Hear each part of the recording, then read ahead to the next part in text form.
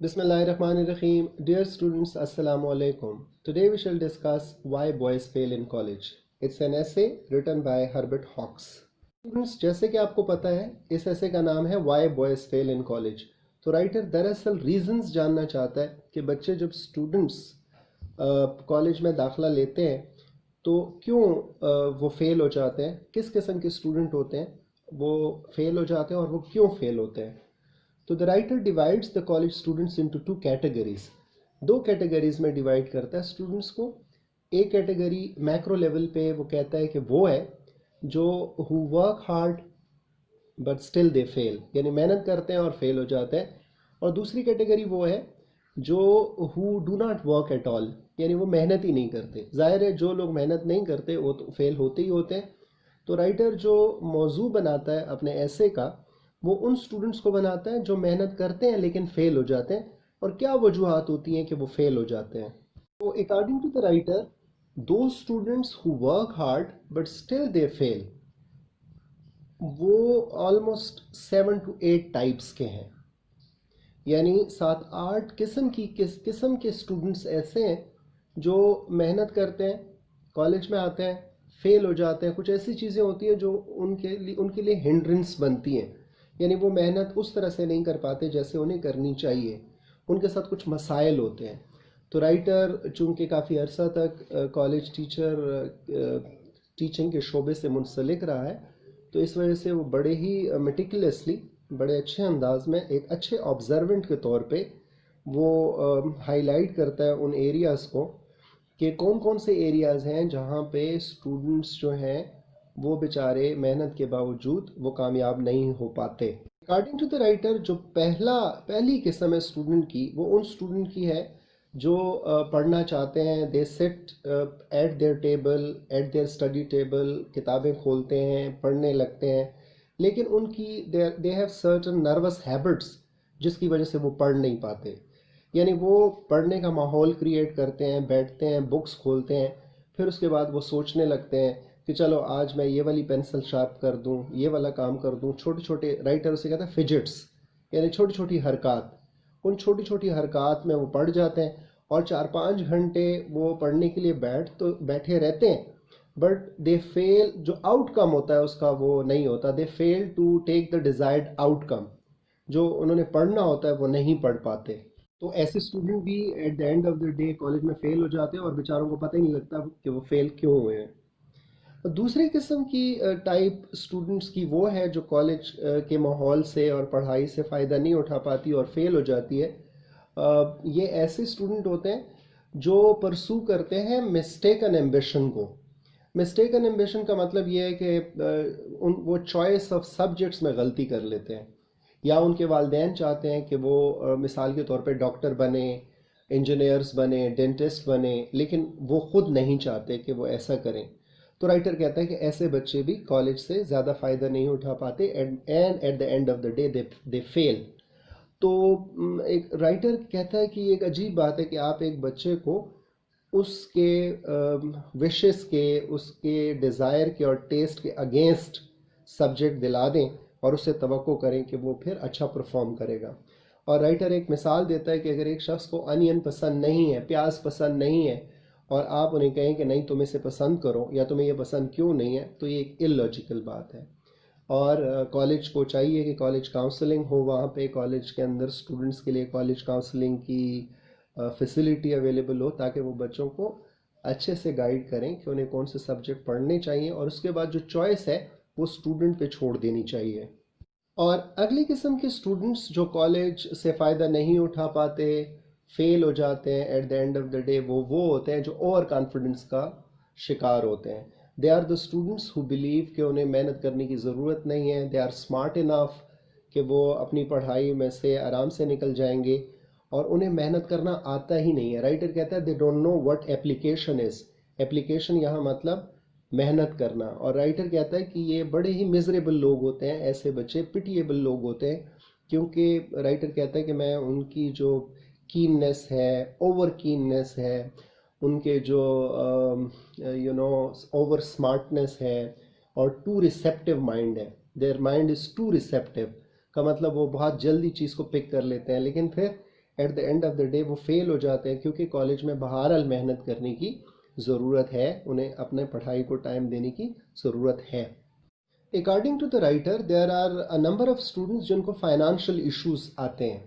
Writer کہتا ہے کہ میں نے بہت سارے اسٹوڈنٹس کو دیکھا ہے جو کالج کے ایکسپینسز سارے کے سارے خود اٹھاتے ہیں۔ They have to meet all the expenses of the college by themselves, اور اس کے لیے ان کو بہت زیادہ محنت کرنی پڑتی ہے۔ سم ٹائمز اسٹوڈنٹس جو ہیں وہ رات کو 2-3 بجے تک کسی شاپ پہ کہیں پہ آڈ جابس کرتے ہیں، صبح ان کی نیند پوری نہیں ہوتی، کالج جاتے ہیں، پڑھائی میں اچھا پرفارم نہیں کرتے، اور یوں جب پڑھائی میں اچھا پرفارم نہیں کرتے تو وہ فیل ہو جاتے ہیں۔ رائٹر کہتا ہے ایسے بچے بہت مزریبل ہوتے ہیں، اور رائٹر کہتا ہے کہ میں نے ایسے بچے بھی دیکھے ہیں جو اپنی پڑھائی کے خرچے برداشت کرنے کے لیے بلڈ ٹرانسفیوژن کے پروسیس سے گزرتے ہیں، مطلب بلڈ بیچتے ہیں۔ تو رائٹر کہتا ہے یہ بہت زیادہ ظلم ہے، اور یہ چیز at the end of the day ان کی اپنی صحت کے لیے پڑھائی کے ساتھ ساتھ ڈیٹریمنٹل ثابت ہوتی ہے۔ ڈیٹریمنٹل کا مطلب مضر صحت ثابت ہوتی ہے۔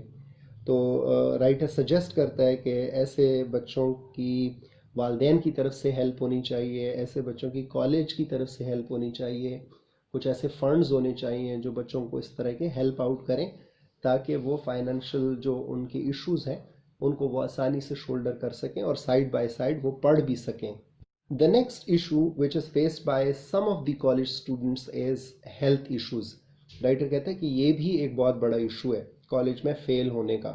کچھ بچے ایسے ہوتے ہیں جن کو چھوٹی چھوٹی بیماریاں ہوتی ہیں، فار ایگزامپل ان کا اکثر سور تھروٹ رہتا ہے، ان کو فلو رہتا ہے، میزلز ہو جاتے ہیں، پیٹ میں درد ہوتا ہے، سر چکراتا ہے، تو ٹانسلز ہو جاتے ہیں۔ تو رائٹر کہتا ہے کہ اگر ایک بچہ اچھا پرفارم نہیں کر رہا کالج میں پڑھائی میں، اور اس کے ساتھ ساتھ اپیرنٹلی پتہ بھی نہیں ہے کہ کیا وجوہات ہیں اس کی، تو رائٹر کہتا ہے میں ہمیشہ اس بچے کو ایڈوائز کرتا ہوں کہ he should under go medical examination, یعنی اس کو کرنا چاہیے، اپنا طبی معائنہ کرانا چاہیے، اور اکثر و بیشتر یہ ہوتا ہے کہ پتہ چل جاتا ہے کہ بچے کو کیا مسئلہ ہے، اور یوں بچہ جب وہ علاج کروا لیتا ہے تو واپس آتا ہے پڑھائی کی طرف تو اکثر و بیشتر ریزلٹس بہت اچھے ہوتے ہیں اور وہ اچھا پرفارم کرنے لگتا ہے۔ اور ٹائپ آف اسٹوڈنٹس کالج کی وہ ہوتی ہے جو کالج میں داخلہ لینے کے بعد وہ کو کریکولر ایکٹیویٹیز اور ایکسٹرا کریکولر ایکٹیویٹیز کی طرف اٹریکٹ ہونی شروع ہو جاتی ہے۔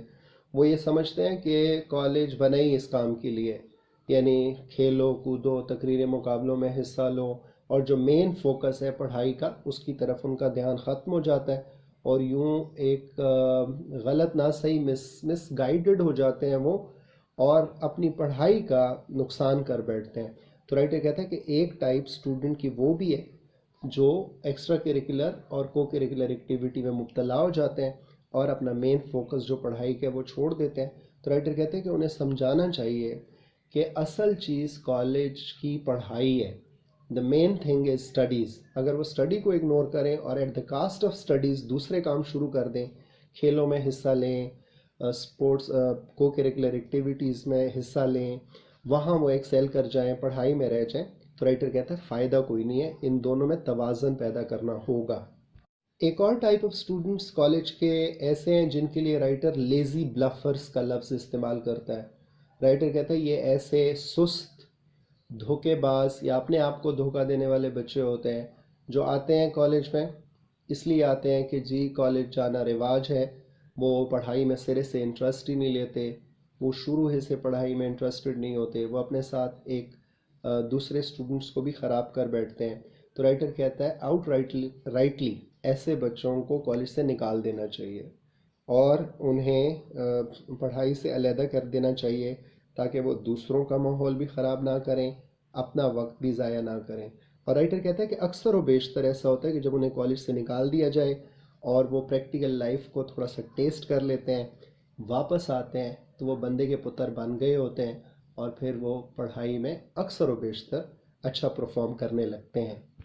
ڈیئر اسٹوڈنٹس، اس ایسے کے اینڈ میں رائٹر ایک بہت اچھی بات کرتا ہے اور وہ کہتا ہے کہ جو کالج کا ڈین ہوتا ہے، کالج کا جو پرنسپل ہوتا ہے، اس کا کام اس ڈاکٹر کی طرح ہوتا ہے جو بیماریوں کی تشخیص کرتا ہے۔ اس کے نیچر آف جاب، یعنی ڈین آف کالج کی جو نیچر آف جاب ہے وہ بھی ڈائگنوسٹک نیچر کی ہے، یعنی اسے چاہیے کہ he remains alive to his job, یعنی اپنے جاب کو اس طرح سے جسٹیفائی کرے کہ جہاں جہاں بچے اچھا پرفارم نہیں کر رہے ان بچوں کو پرسو کرے، پتہ لگائے کہ کس طرح سے وہ کیوں اچھا پرفارم نہیں کر رہے، اور یوں ان کو اچھی گائیڈ لائن دے، ان کی اچھی کاؤنسلنگ کرے۔ اور رائٹر کا کہنا ہے کہ اگر کوئی کالج ڈین، کوئی کالج کا پرنسپل ایسا کر رہا ہے تو دراصل he is doing the part of his job, یعنی وہ اپنی ڈیوٹی کر رہا ہے اور وہ اچھا کر رہا ہے اور ایسا اسے کرنا چاہیے۔ So here we end, dear students. Keep on watching my channel. Do like it and share it with your friends and also subscribe it. Thank you very much. Allah Hafiz.